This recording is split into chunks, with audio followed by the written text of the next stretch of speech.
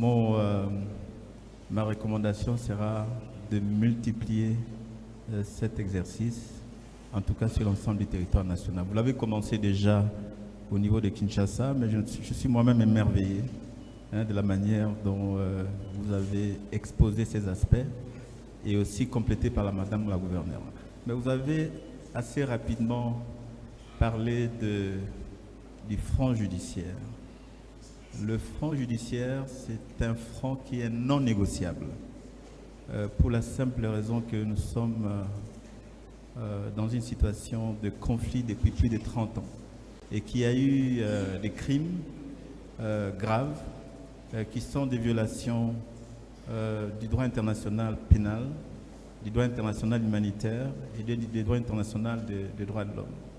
Et donc ces aspects des front judiciaires touchent des crimes qui sont imprescriptibles. Et ça, c'est important de le souligner. Donc, qu'on ne puisse pas les mentionner dans l'accord, on les comprend, mais nous avons, et comme j'ai toujours eu à l'insister, nous avons la souveraineté de poursuivre toute personne, sans égard de sa nationalité, de le poursuivre sur les crimes qui sont commis sur l'ensemble de notre territoire. Ça, c'est quelque chose d'important. Deuxièmement, pourquoi nous devons les poursuivre? Et là, je lance surtout un appel aux juristes, aux juges, aux avocats.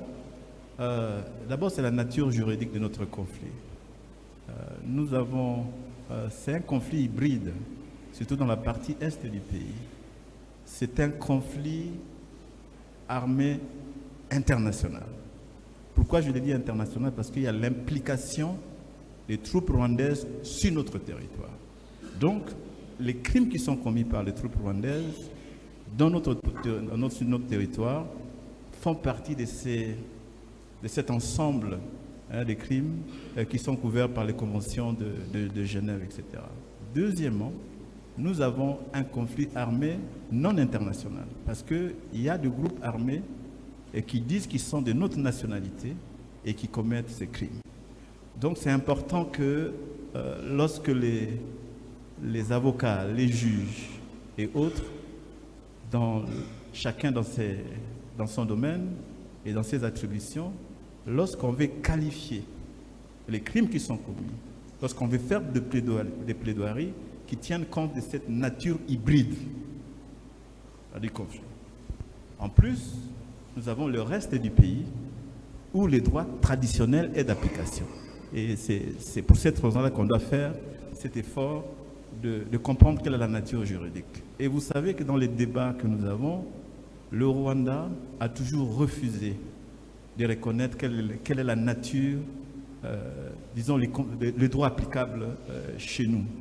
Et c'est pour cette raison-là aussi que lorsqu'il y a eu cette plainte de la guerre de 6 jours à Kisangani, le Rwanda n'a pas voulu reconnaître la compétence de la Cour internationale de justice en ce qui concerne ce qui est commis.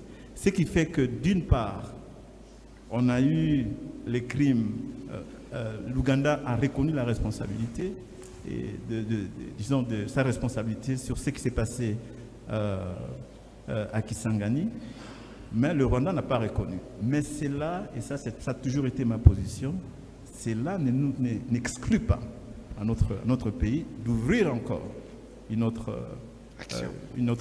requête pour demander juste quelle est la nature juridique du conflit dans notre pays. Et ça va renforcer ce qu'il y a.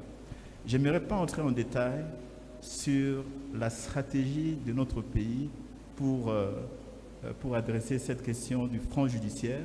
Ça fait partie de notre stratégie. On ne peut pas dévoiler la stratégie, mais dans les mois à venir, il y aura des actions qui vont être des actions très importantes et qui vont faire en sorte qu'ils vont compléter les provisions qui ne sont pas contenues dans l'accord pour que, en tout cas, ceux qui ont commis des crimes chez nous puissent en répondre.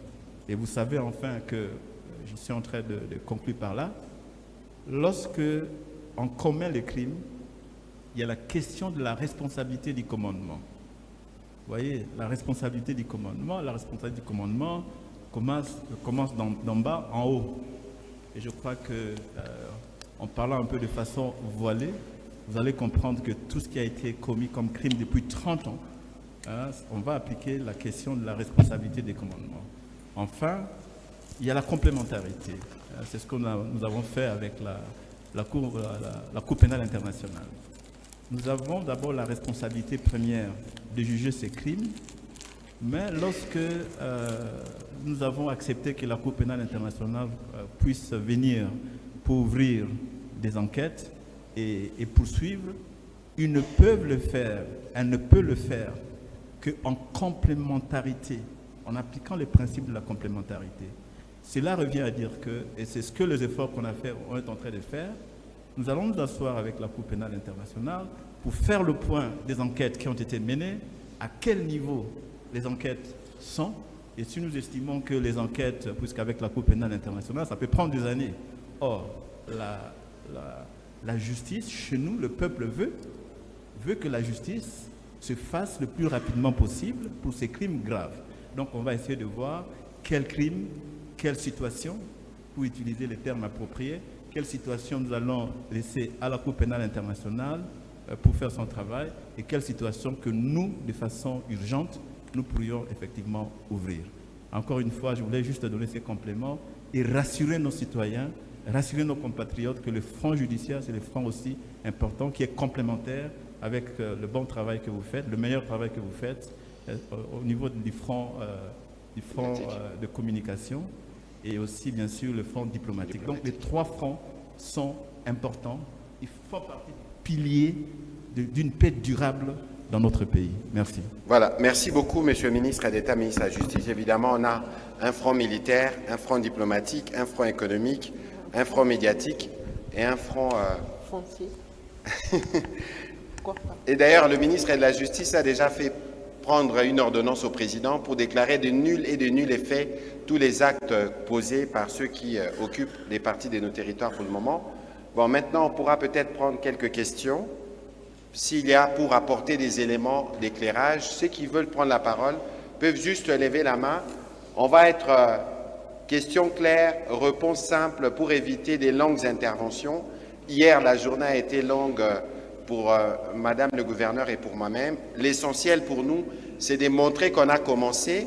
Ensuite, nous pourrons revenir, y compris avec le ministre de Mines, parce qu'on en a parlé, pour être sûr que nous avons répondu aux questions techniques, mais pour qu'ils vous disent aussi les autres avantages qui peuvent découler des accords qui ont été signés.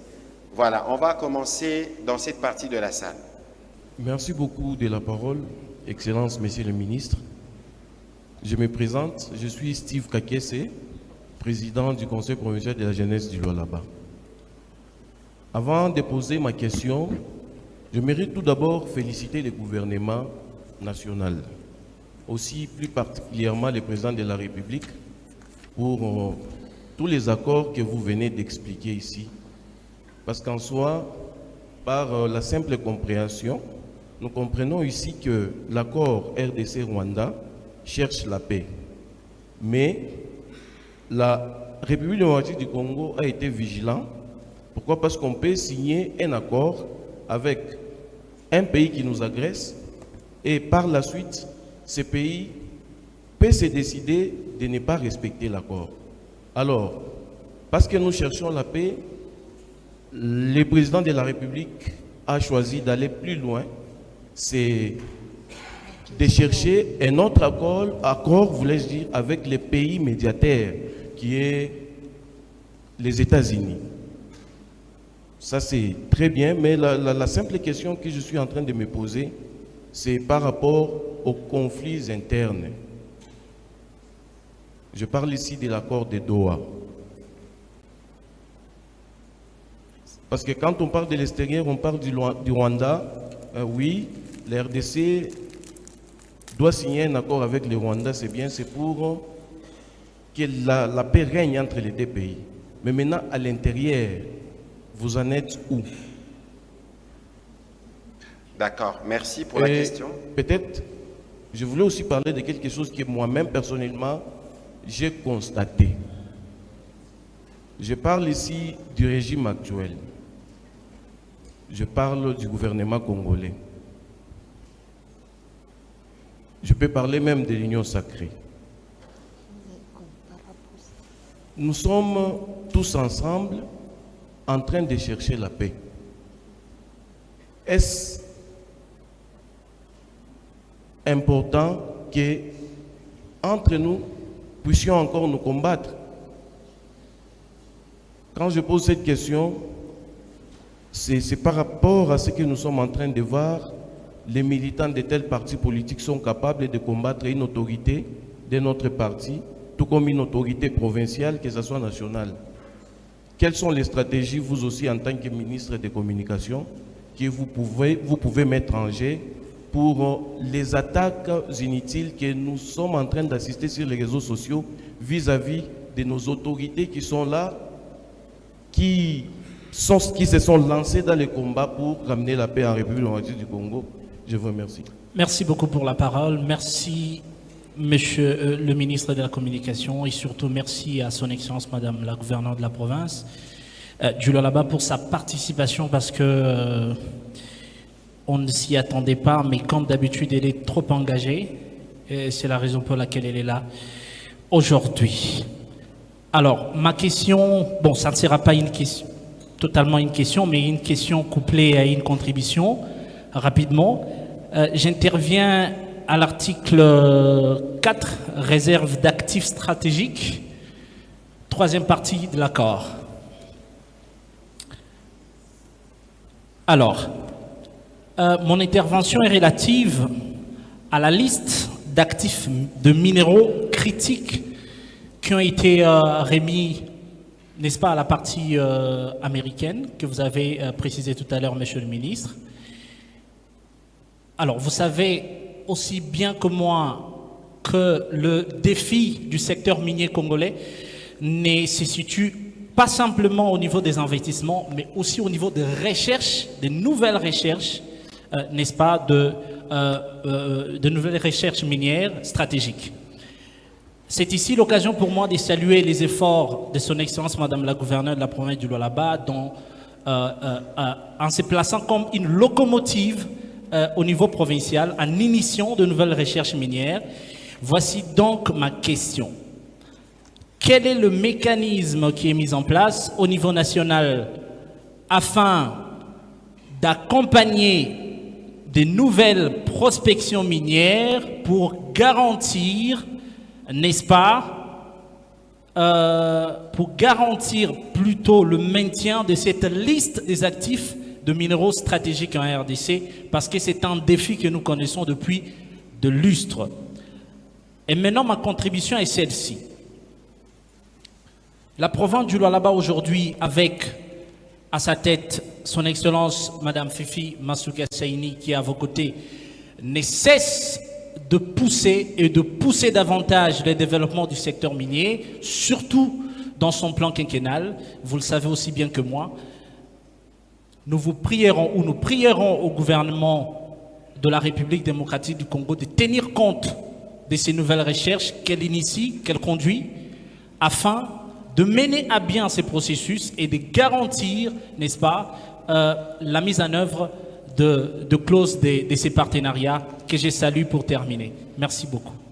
Merci, Monsieur le ministre, de la parole accordée. Je me nomme Odyssée Kapend, membre de la société civile. Avant de poser ma question, je tiens d'abord à remercier Madame la gouverneure pour l'organisation de ces cadres d'échange. Et je m'en vais à proposer à cette dernière d'organiser encore une fois ces échanges à l'intérieur de la province, parce que il faudrait signaler que ce ne sont pas tous les Lualabais qui sont présents ici dans cette salle. Alors, la poursuite de l'organisation de ces échanges à l'intérieur de la province sera vraiment profitable à nos compatriotes. Alors, ma question a deux volets. Le premier volet est basé sur l'aspect sécuritaire et le deuxième sur l'aspect économique. Monsieur le ministre, vous avez parcouru l'accord signé à Washington, vous nous avez expliqué le début de la guerre. Alors, quelque part, vous aviez dit, vous avez donné en fait les raisons pour lesquelles le Rwanda nous fait la guerre, notamment le prétexte du plan organisé, du supposé plan organisé par le gouvernement congolais consistant à l'extermination de la communauté Tutsi. Deuxièmement, vous avez évoqué la question de la présence des FDLR dans notre pays qui présente une menace pour le gouvernement rwandais. Alors la question est celle-ci. Dans l'accord que vous avez signé, vous avez ici démontré que les FDLR ne représentaient pas une menace pour la République du Rwanda. Alors pourquoi notre gouvernement a-t-il accepté de mener les opérations conjointes avec le gouvernement rwandais afin de neutraliser le FDLR qui sont prétendument installés sur le sol congolais? La deuxième question qui prend le volet économique,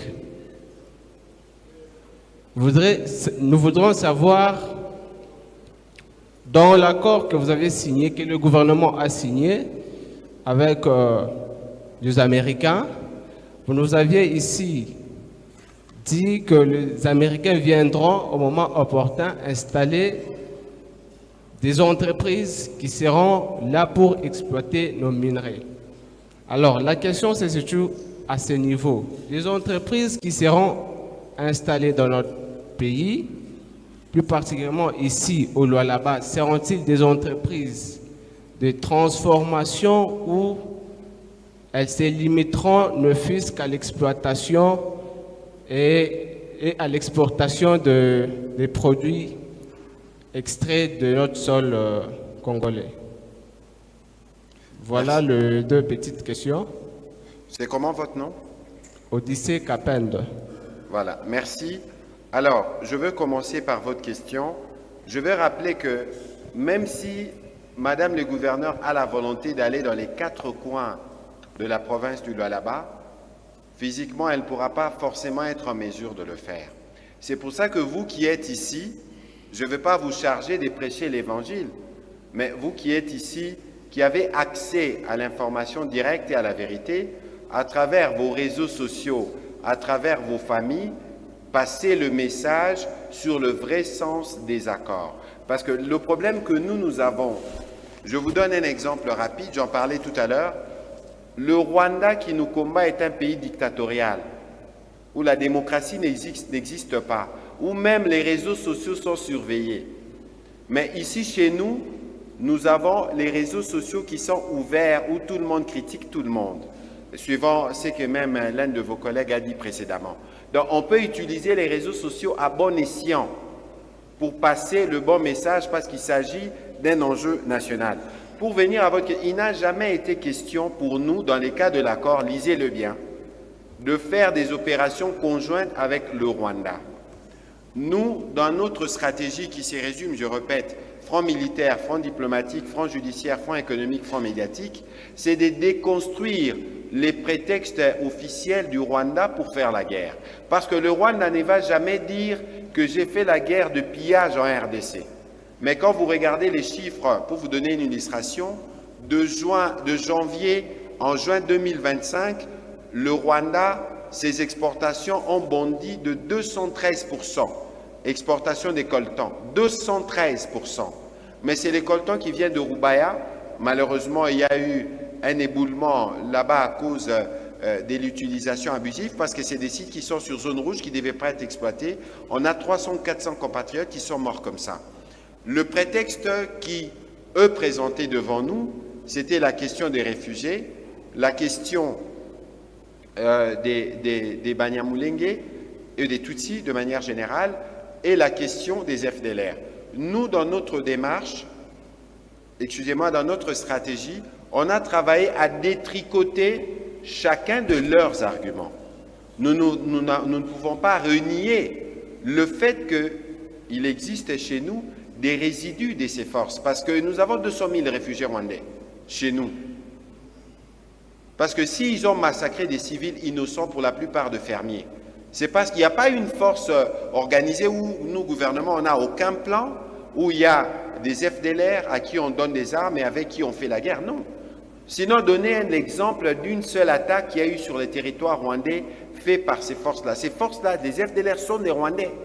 On en a rapatrié au Rwanda, mais ils sont recyclés par le gouvernement rwandais et qui les renvoie pour faire la guerre. Aujourd'hui, même dans les phénomènes des Wazalendo, les Rwandais ont recruté des faux Wazalendo pour que quand ils commettent des exactions, on les présente comme les Wazalendo. Nous savons que même s'ils ont quitté Uvira qui ne voulaient pas quitter, ils ont laissé des agents infiltrés pour attaquer des populations Banyamulenge.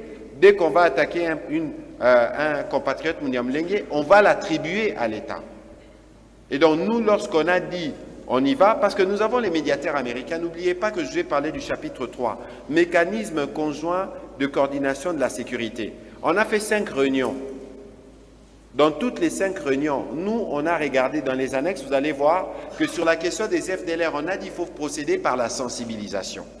Ça veut dire là où on trouve les réfugiés rwandais, on les approche. Parce que ces FDLR-là, même les unités combattantes, c'est des humains. S'ils ne veulent plus se battre, ils veulent rentrer, vous allez les tuer, pourquoi? Ceux qui font le droit de l'homme, ils doivent être réintégrés dans la société rwandaise. Et donc nous, dans la démarche qui était la nôtre, et la preuve que notre démarche était juste, c'est que le président rwandais est en mode panique. Il ne veut pas appliquer l'accord parce qu'il sait que si l'accord doit être appliqué, lui ne pourra plus être en mesure de continuer l'externalisation de sa corruption à travers les pillages de nos ressources dans la partie est de notre pays principalement. Donc il faut qu'on soit bien vigilant sur la question. Et puis il continue. Aujourd'hui, il dit, en République démocratique du Congo, on reprend l'idéologie génocidaire. Mais comment vous arrivez à capter ça, cette idéologie-là? C'est qui, quel est les Congolais ici qui dit, voilà, qui passe dans les médias pour dire, voilà, il faut attaquer les membres de cette communauté? C'est qui ces Congolais? Mais tout ça, c'est des prétextes parce qu'en réalité, pour lui, s'il n'a pas un prétexte, il ne peut pas justifier ses activités illicites dans notre pays. Et comme il joue sur la sensibilité internationale à cause de la question du génocide, il continue à recycler pendant 30 ans. Quand ils avaient les RCD, pendant toutes les années du RCD, pourquoi ils n'ont pas éradiqué la menace FDLR? Parce qu'ils étaient eux le contrôleur. Aujourd'hui, ils sont dans les parties où il y a ces FDLR. Pourquoi ils ne les éradiquent pas? Vous voyez que ce n'est qu'un prétexte. C'est pour ça que nous, on doit continuer à soutenir toute la stratégie en place pour avoir des forces armées qui seront capables d'assurer la défense du territoire. Alors, sur la question de notre ami qui vous a précédé, écoutez, le président, vendredi, en Conseil de ministres, a parlé de la création d'une task force. Mais cette task force-là, qui va travailler justement pour la mise en œuvre de l'accord, du partenariat stratégique, ne peut pas se faire sans associer Madame le gouverneur qui est ici. Parce que si sa province est concernée par les réserves d'actifs stratégiques qui ont été proposées dans des discussions avec la partie américaine, évidemment qu'elle doit être là. Évidemment qu'elle doit être là parce qu'elle a la vision, elle traduit la vision du président de la République ici, où on ne veut pas seulement être un pays qui exporte le minerai, mais on veut la transformation. On veut nous-mêmes être en mesure, peut-être qu'elle le dira mieux que moi, d'identifier là où il y a des réserves pour canaliser ceux qui vont venir.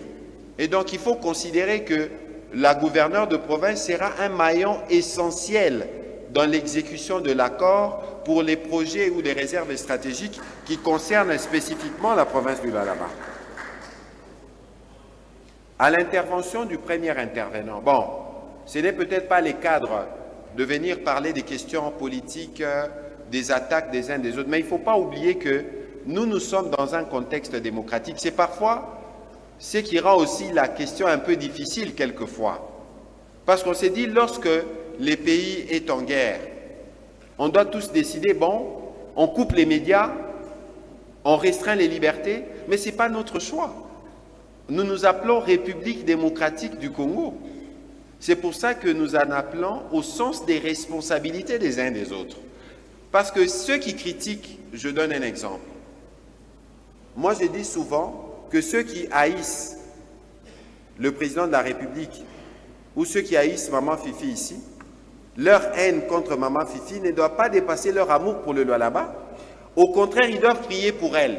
Pourquoi? Parce que si elle réussit, eux, quand ils arriveront là où elle est, la tâche sera plus facile, oui ou non?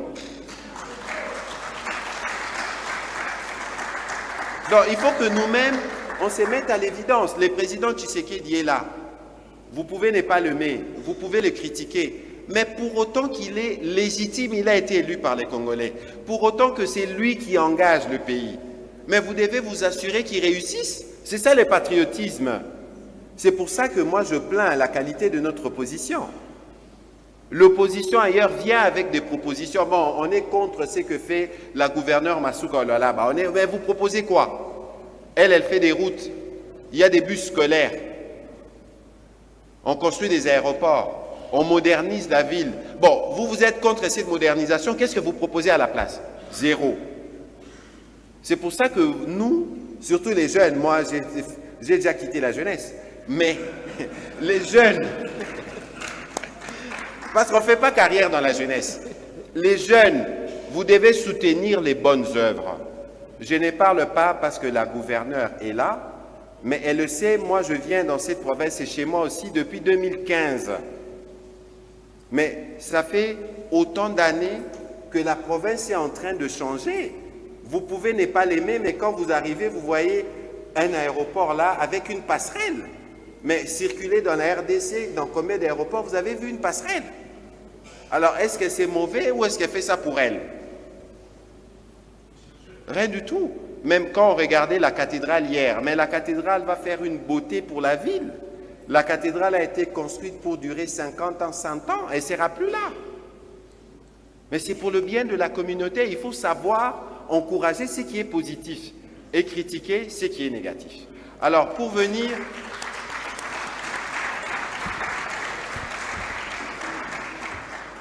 à la question de Doha, nous on disait, le M23, c'est le fils du Rwanda.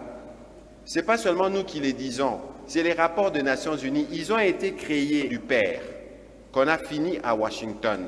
Mais maintenant, parce que le père sait que sa question est finie, il essaye de retarder. Mais même avec le fils à Doha, on a avancé. Mais pourquoi ils ne respectent pas tous les mécanismes qu'on a prévus dès le départ?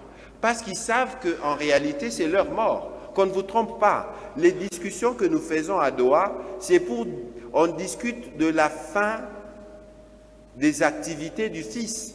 Parce qu'il n'y a aucun texte, ni notre Constitution, ni la Charte de l'Union africaine, qui reconnaît l'existence d'un mouvement rebelle de ce type-là. Ils doivent disparaître. Et on discute à Doha, y compris pour les faire disparaître dans la forme actuelle. Parce que si on veut restaurer la sécurité, on veut restaurer la légitimité, on n'a pas besoin de gens qui tuent comme eux sont en train de le faire.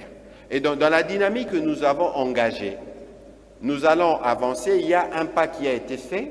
On attendra. Vous avez vu qu'il y a eu, on s'est mis d'accord sur la mise en place du mécanisme conjoint de vérification du cessez-le-feu. C'est pour ça qu'on a autorisé à la responsable de la MONUSCO d'aller à Goma. Vous avez suivi l'appel du président Lorenzo le 18 février passé pour un cessez-le-feu, parce que les cessez-le-feu, c'est les points de départ. Parce que nous, on ne pouvait pas continuer les discussions pendant qu'on tue à Ouvira, pendant qu'on a des populations qui sont autant déplacées. Et donc, nous avons une boussole qui est claire et nous pensons que nous allons aboutir. Alors, on va prendre les 3 dernières questions de ce côté et puis on va terminer. Mais avant, je ne sais pas, Madame le gouverneur, si vous avez un élément pour assurer justement les Colossiens ou les Lualabé que la politique que vous faites dans les secteurs miniers sera prise en compte, y compris dans nos discussions avec la partie américaine.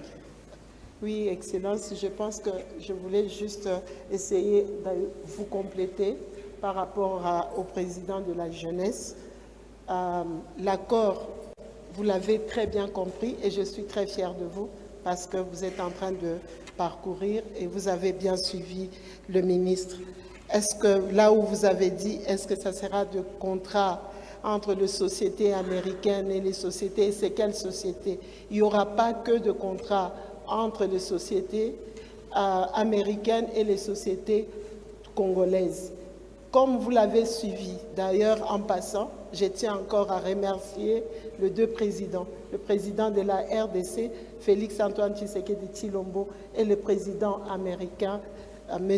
Donald Trump, pour ce qu'il est en train de faire aujourd'hui en collaboration avec son collègue, en écoutant et en nous aidant pour que nous puissions avoir la paix. Donc, il y aura d'autres contrats, bien sûr, le ministre l'a dit, entre les sociétés qui s'étudient aujourd'hui, mais nous n'avons pas que de sociétés. Le président l'a dit une fois à Indaba que aujourd'hui l'exploitation que nous faisons ne couvre que 20%. Nous avons encore 80% des sites miniers non explorés. Donc il y aura aussi des contrats entre le gouvernement ainsi que les sociétés, ou pourquoi pas le gouvernement aussi, comme il y a eu de contrats que nous suivons aujourd'hui avec la Chine. Il y a eu de contrats gouvernement. Il y aura de contrats sur les sites qui ne sont pas encore explorés, je pense bien, si je ne me trompe pas, qui vont concerner spécialement les sites non explorés, mais nous avons des indices que ce sont des sites miniers. En ce qui concerne la transformation, j'ai été aussi dans plusieurs réunions que le président m'avait en tout cas accordé de pouvoir assister.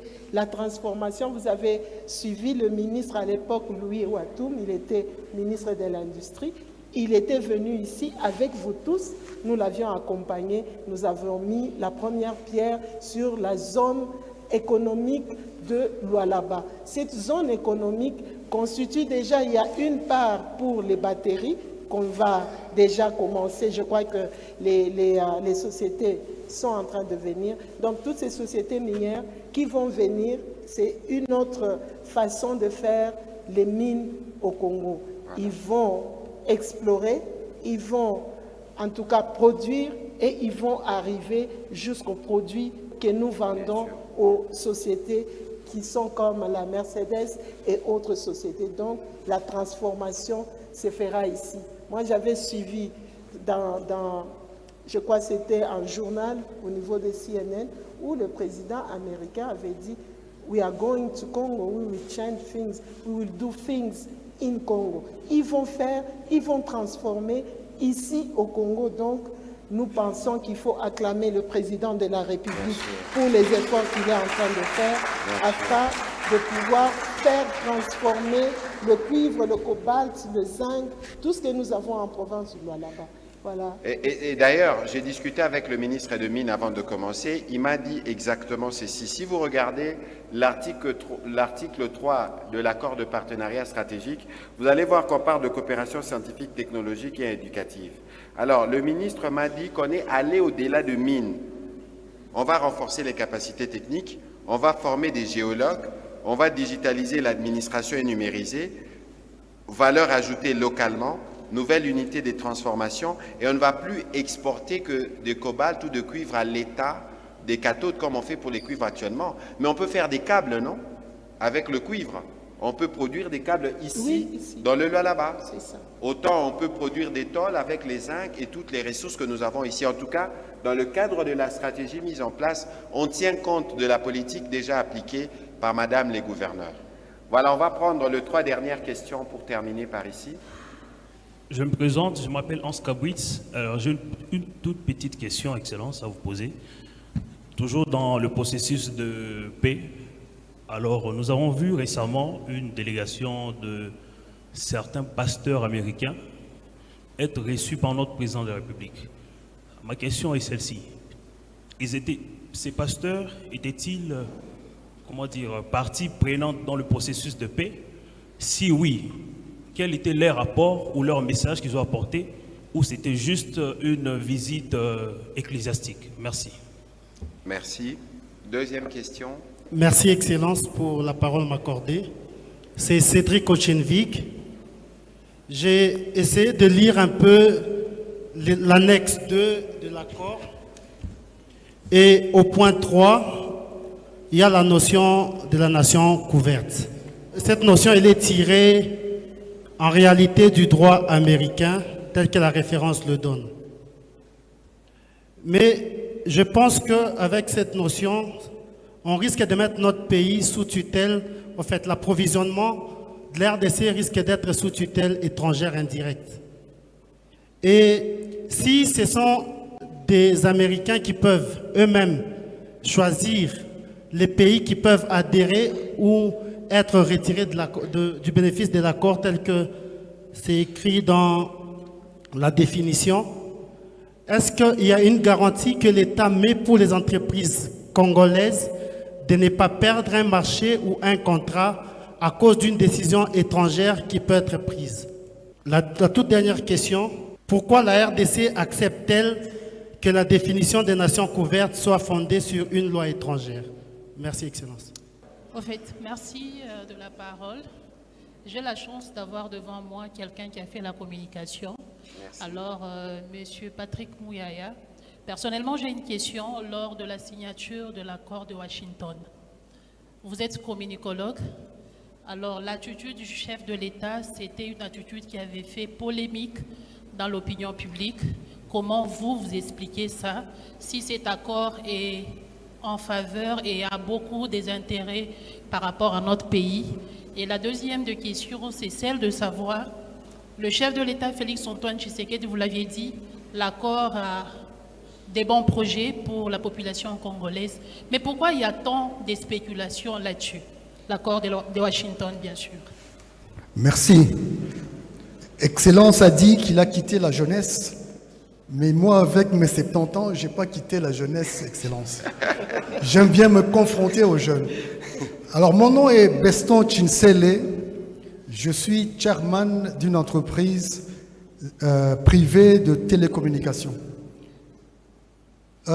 Merci beaucoup, Excellence. Je tiens d'abord à féliciter Madame la gouverneure pour le travail qu'elle fait pour cette province. Vous êtes la fierté non seulement de la province, mais de toute la République.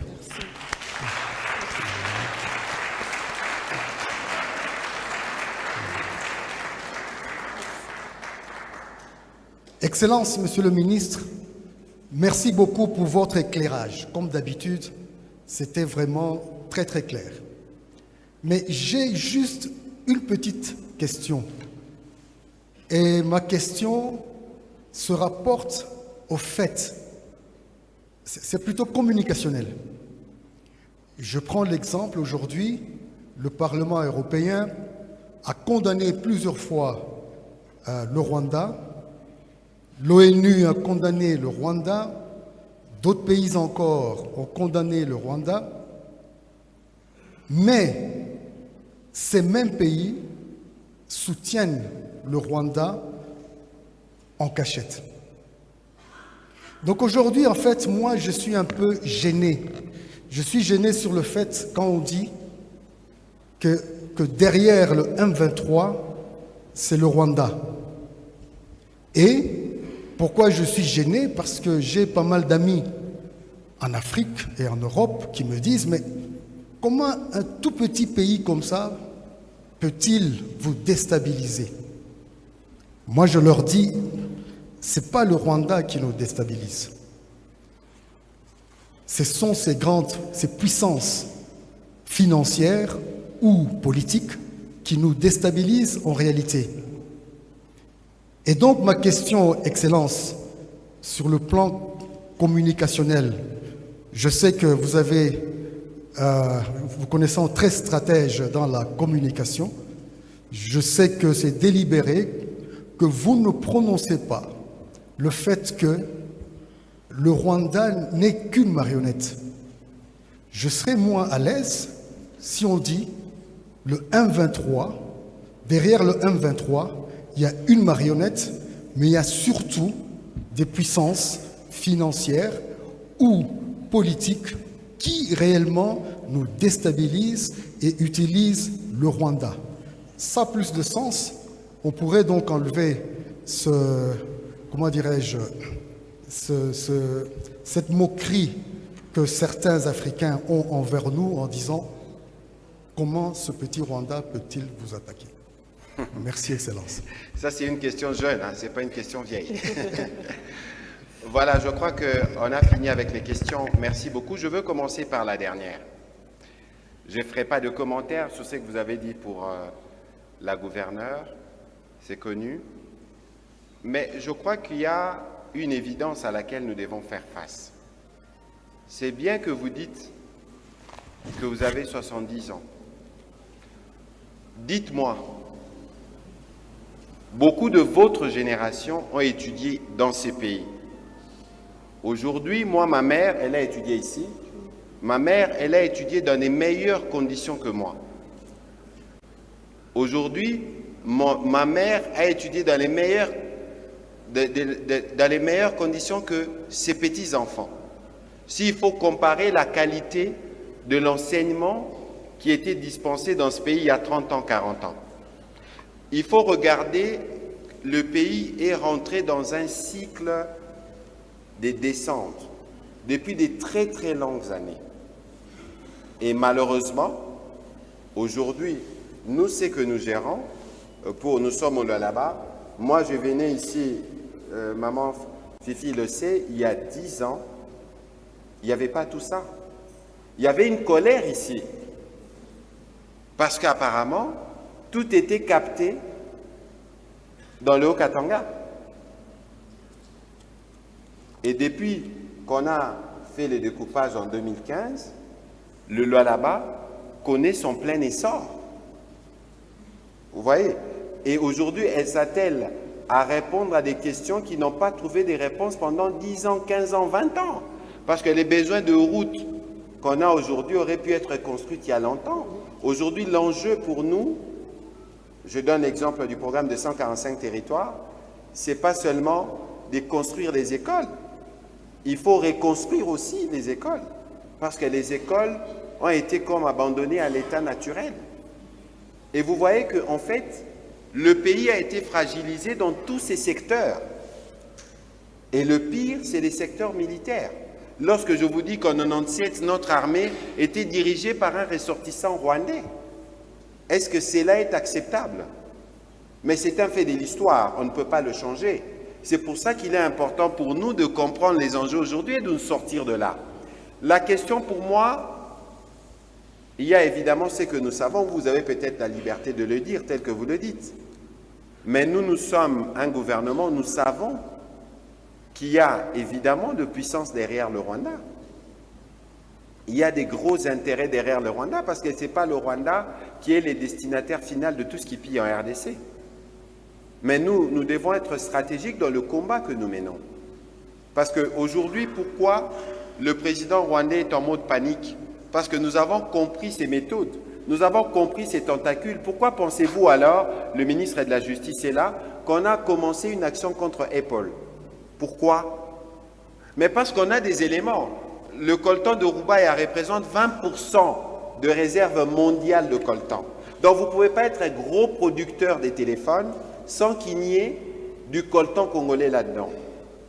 Pourquoi pensez-vous qu'on a commencé le combat contre cette mastodonte? Alors, nous savons que le Rwanda, de par ses rapports diplomatiques avec d'autres États, a des rapports privilégiés. N'oubliez pas que le monde de la diplomatie, ce n'est pas non plus le monde de la charité. C'est le monde du rapport de force. C'est pour ça qu'aujourd'hui, lorsque la gouverneure expliquait tout à l'heure les voyages du président de la République, c'est pour que la République démocratique du Congo reprenne sa place. Pendant une bonne dizaine d'années, on ne parlait pas du Congo. Quand on parlait de bassin du Congo, c'était peut-être pas la République démocratique du Congo qui en parlait, on a les plus grands bassins. Aujourd'hui, on parle de pays solutions. Lorsque madame le gouverneur se rend à Indaba, il y a du monde qui vient derrière elle parce que la République démocratique du Congo a repris sa place. Et aujourd'hui, la stratégie du président de la République nous permet de nous remettre dans notre rôle. Lorsque je disais tout à l'heure que la question du Rwanda, pour moi, c'est une question réglée. Parce qu'aujourd'hui, la RDC, elle est présente. J'étais dans la mission avec le président à Washington. Vous avez suivi ce que le président Trump a dit à son sujet. Le narratif commence à changer, comme on aime à le dire. Le Congo d'aujourd'hui n'est plus le Congo d'il y a 10-15 ans, où on était absent, où on était complaisant sur nos ressources, parce qu'on tolérait la présence du Rwanda, parce que c'était les prix à payer.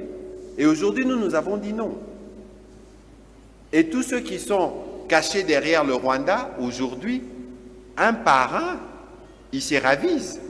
Il vaut mieux traiter avec la RDC que traiter avec un commissionnaire. Et un commissionnaire qui s'approvisionne par des massacres les plus odieux. Et donc, vous pouvez voir qu'aujourd'hui, la stratégie est en train de shifter. Moi, ce que j'ai envie de vous dire, c'est comme un arbre. Quand il pousse, on n'entend pas le bruit. Je prends l'exemple du Lualaba. Aujourd'hui, nous sommes en 2026, mais quand nous étions là pour la conférence de gouverneurs, cette salle, elle n'était pas comme ça. Elle est totalement finie. Oui.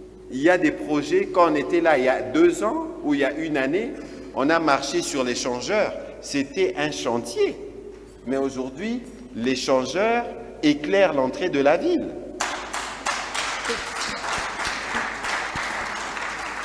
Ça, c'est ce qui est réel. Mais dans les mondes diplomatiques, j'aurais du mal à vous dire où est-ce que nous en sommes aujourd'hui. Mais tout ce que je peux vous dire, c'est qu'il n'y a plus aucune réunion mondiale qui se tient sans que la RDC n'y aille pour donner de sa voix. Quand on parle à Davos,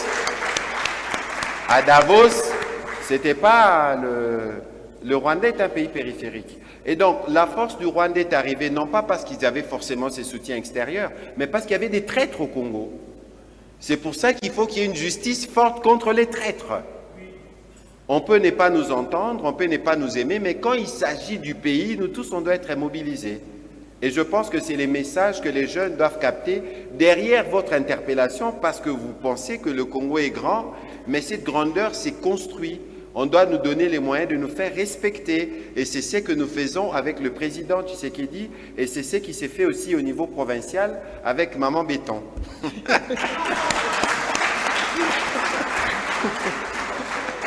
Alors, je veux revenir à la question rapide de Madame Grasse. Votre question, le deuxième volet, pourquoi il y a trop de spéculations autour de l'accord? Mais parce que on veut nous garder dans l'ignorance.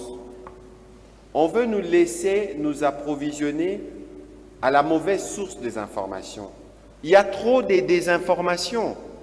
Sur les réseaux sociaux, comptez sur moi, 80% de ce que vous voyez n'est pas forcément vrai.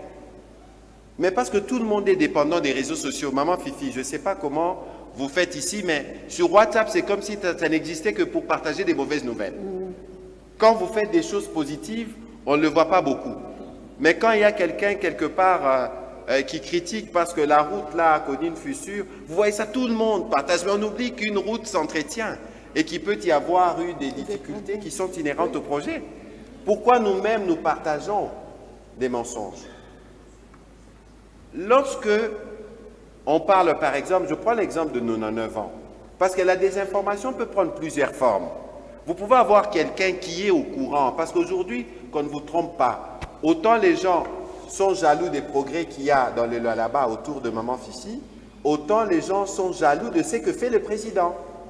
Et comme cet accord est un accord, c'est un game changer, les choses ne seront plus comme avant, parce que le narratif a changé, les gens ont besoin de les torpiller. Alors il y a des intérêts qui sont à l'extérieur, qui sont à l'intérieur. Nous-mêmes, on veut créer les doutes autour de cet accord. Et parce qu'on sait que les gens ne lisent pas, j'espère que vous allez lire, j'espère que les gens vont aller lire dans les différents sites, pour voir que dans cet accord, c'est vos intérêts et ceux de vos enfants qui ont été pris en compte, Madame Grasse. Donc aujourd'hui, j'espère que vous allez lire l'accord et vous allez expliquer aux autres à la maison que dans cet accord, c'est pour les intérêts du Congo et pas les intérêts du président de la République ou d'un régime comme les autres parlent. Et que si on vous dit que telle chose a été dite dans l'accord, demandez alors qu'on vous montre l'article qui est dit dans l'accord. Et je crois que ça peut donner une illustration. Alors sur l'attitude du président, mais Madame, pendant que nous étions là-bas, nous, on savait qu'il y avait des compatriotes qui étaient en train de mourir. Le président ne pouvait qu'adopter une posture de gravité. Et je pense que vous avez vu, lorsqu'il était au National Prayer Breakfast, c'est qui était son body language. Mais ces jours-là, nous, nous sommes partis à Washington parce que nous croyons à la médiation américaine. Nous savons que celui avec qui nous signons n'est pas de bonne foi et que lui, s'il ne tue pas au Congo, il considère que son existence n'a pas de sens. C'est pour ça qu'on doit l'arrêter. Et donc, il faut situer cette attitude du président dans l'attitude de gravité que requiert la situation que nos populations connaissent dans la partie est de notre pays. Alors, il y avait une question sur la question de M. Kabouit, la délégation de pasteurs. Bon, je ne sais pas de quoi vous parlez explicitement, mais le président de la République, si vous regardez bien, le jour du National Prayer Breakfast, il a prié avec Donald Trump. Vous avez vu la photo qui a circulé. Et c'est une dame qui priait. Je suis sûr que vous parlez de Mme Paula White, qui est directrice des affaires religieuses à la Maison-Blanche. C'est les conseils spirituels du président américain, qui est venue ici parce que dans le cadre des efforts des médiations, elle est venue voir le président dans cet ordre-là. Et vous savez que le président est un homme qui tient beaucoup aux questions religieuses, aux questions de la foi. Donc il faut situer cette action dans les cadres justement de sa disponibilité à travailler, y compris sur le front spirituel, pour que nous puissions régler la situation que nous connaissons. Alors, il y avait la question de M. Cédric sur la notion couverte. Alors, il ne faut pas qu'on se perde dans le droit, parce que ici, nous créons un cadre stratégique avec les Américains. N'oubliez pas que nous avons un cadre stratégique avec les Chinois. N'oubliez pas qu'on a un cadre stratégique avec les Émiratis, qu'on a signé récemment. Et dans les différentes clauses, lorsqu'on parle de nations couvertes, ça n'a rien à voir avec nos intérêts qui seront bradés. Ça veut dire que nous, on peut dire, nous, la RDC, on est là. Les Américains peuvent dire, écoutez, pour nous, nous sommes, par exemple, en bon rapport avec le Qatar. Traité avec le Qatar. Je donne un exemple. Nous sommes dans le cadre d'un partenariat stratégique entre la RDC et les États-Unis. Et donc, nous ne pouvons que élaborer le cadre en tenant compte de lois américaines et de lois congolaises. Mais ici, du premier au dernier article, il n'y a pas un seul intérêt des Congolais qui n'a pas été considéré. Vous pouvez en être sûr. Alors, donc ça ne nous limite pas dans la conclusion des autres accords. Ça veut dire que autant on a le cadre avec les Américains, autant on en a un avec les Chinois, autant on en a un avec les Émiratis, autant demain, on peut en avoir, mais pour un autre secteur, parce qu'au Congo, on doit faire 50 000 km de route. S'il y a un pays qui se présente, il dit, moi, je vais me focaliser sur ça, c'est un marché de 50 milliards. Vous voyez, donc on n'est pas limité. La gouverneure a dit tout à l'heure, ce n'est que 20% du potentiel. Et donc, il y a de la place pour tout le monde. Je crois que, Madame les gouverneurs, j'ai répondu à la série des questions. Je ne sais pas si vous avez un commentaire particulier avant que nous puissions conclure nos échanges. Je voulais juste féliciter Madame Grace. Tu as pris le courage de poser la question. Tu as fait honneur aux femmes. Merci. Mais je vais juste essayer de parler de cette polémique. Je crois que tu le sais très bien. Cette polémique est créée par nous-mêmes et par cette mauvaise volonté de ne pas voir ce qui est en train d'être fait. Le ministre vient de vous dire, quand on avait notre 12e conférence de gouverneurs, le plafond n'était pas fini. Mais malgré que tu peux voir ces plafonds en sortant dehors, de mauvaise foi, tu peux dire que cette salle n'est pas terminée. Donc, vous devez changer, vous les jeunes. Essayez d'aimer votre pays plus que tout. Parmi nous, dans notre génération, il y a cette jalousie qui dépasse les bornes. Et on vous utilise, vous, dans tout ça. C'est ça, ce polémique qui se crée pour rien du tout. Cet accord, on ne devait même pas avoir de polémique. Je suis députée depuis 2006. Je me rappelle de l'accord de Chine. Je crois que ça avait fait des polémiques. Vous connaissez la durée de ce contrat-là? Ceux qui fait créer le polémique aujourd'hui, autour de 99 ans, ont signé des accords de Chine là de plus de 100 ans. Moi, j'étais députée. J'étais d'ailleurs dans l'opposition. J'étais passé pour dire que c'était 125 ans. Tu es de Lualaba, tu connais le projet Kamoa. Ça a pris combien d'années? Je crois que tu étais peut-être une petite fille. Aujourd'hui, tu es même une dame. Ces projets, c'est maintenant que ça a commencé à produire. Mais ça fait déjà, Excellence, ça fait plus de 20 ans que Kamoa est dans l'exploration, dans la construction. Il y a à peine une année qu'ils ont commencé la vente. Et même cette vente, ils sont encore dans les blisters, je peux dire. Ils ne sont même pas encore en cathode. Donc, ils ne peuvent même pas se dire qu'ils peuvent récupérer les 7 milliards qu'ils ont dépensés dans moins de quelques années. Le commerce international est comme ça. Nous avons les minéraux, nous n'avons pas le fonds. Ceux qui ont les fonds viennent avec le fonds. Ensemble avec nos minéraux, nous signons des accords gagnant-gagnant. Il l'avait dit la première fois qu'il était ici, il ne signera pas des accords, il ne veut pas de contrat qui ne profite pas aux enfants de Lualaba. J'espère que tu te rappelles de ça. Le président n'a pas changé. Chers compatriotes, enfants de Lualaba, la même parole que le président avait dit ici, la première fois qu'il était arrivé, qu'il fera de tout son mieux pour que le Lualabé, les enfants de la RDC, puissent avoir de contrats gagnant-gagnant. Il n'a pas changé. Cet accord, c'est un accord gagnant-gagnant et plus que gagnant parce que nous cherchons en même temps la paix dans notre pays. Voilà ce que je peux ajouter par rapport à ma fille. Merci beaucoup. Et le petit complément pour vous dire qu'avec le président de la République, vous devez être sûr que vos intérêts sont préservés. Le contrat du siècle, comme on l'appelait, le contrat entre le groupe d'entreprises chinois et le gouvernement de la RDC, a été revu. Parce que le président, lorsqu'il arrive aux responsabilités, il constate en regardant le contrat que tous les intérêts du pays n'ont pas été préservés. Et vous savez que les Chinois sont très difficiles en négociation. Mais aujourd'hui, on construit des rocades à Kinshasa parce qu'on a dégagé entre 700 et 800 millions, je n'ai pas les chiffres exacts, du contrat qui avait déjà été présenté comme le contrat du siècle. Mais parce que quand on est revenu, on a regardé les clauses, on a estimé que la partie de nos intérêts n'a pas été pleinement prise en compte. On a rediscuté. Et ce n'est pas celui qui fait revoir ces contrats-là qui ne va pas veiller à nos intérêts en amont dans tous les actes qui sont posés.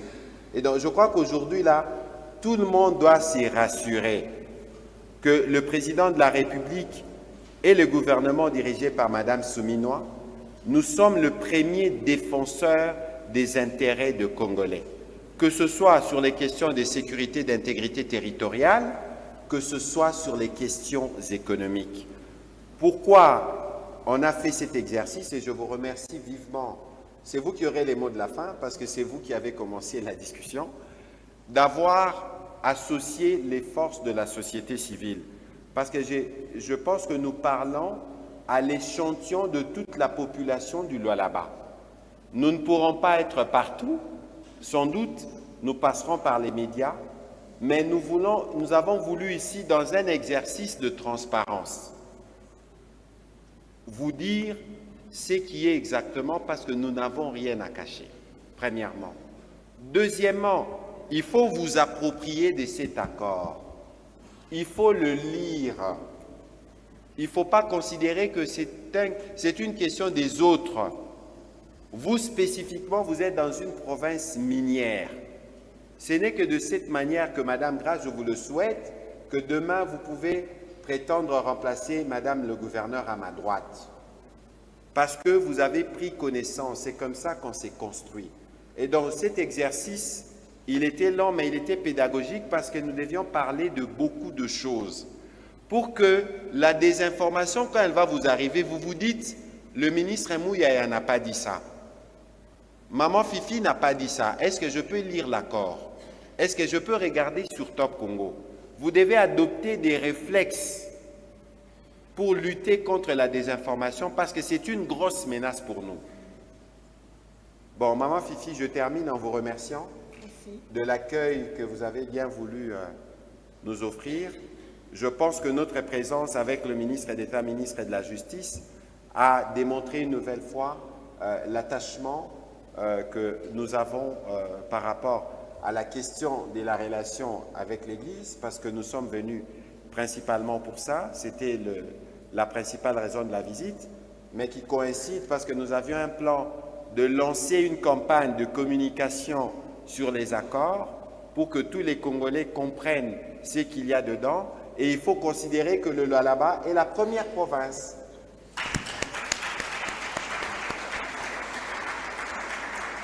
Et donc, moi, je veux compter sur le Lualabé pour qu'à leur tour, ils puissent communiquer sur l'accord, parce que c'est un accord qui permettra au Lualaba d'être davantage développé.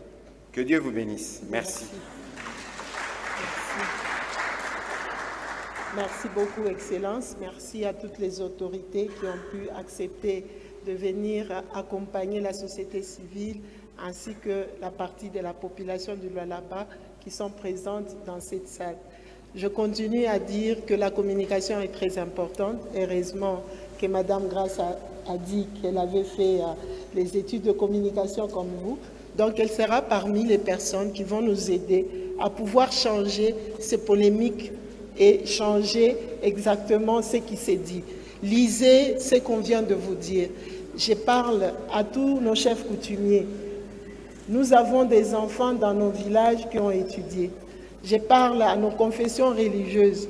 Nous sommes, nous, vos enfants, société civile, tout le monde, nous venons à l'église.